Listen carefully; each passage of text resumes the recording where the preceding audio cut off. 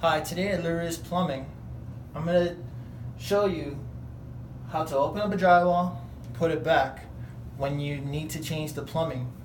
So here we're on the 24th floor. We needed to service the 25th floor. Redo the P-trap. For this P-trap, it was originally cast iron, and we were called in because there was a leak. And so we removed this cast iron T and this cast iron sweep. We installed a new ABS P-trap, a new ABS T, and a sweep 90 to tie into our 3-inch stack for the building. So today, before we started, we purchased a 10 by 20 plastic drop cloth, 1 mil, and we taped off to protect our shower.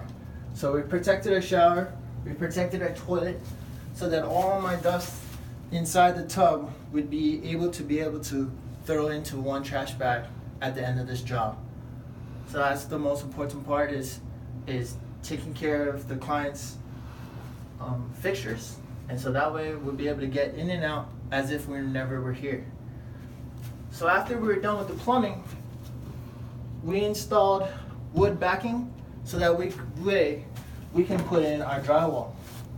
So that I can be in and out of here in 3 hours, I'm going to be using 5-minute mud.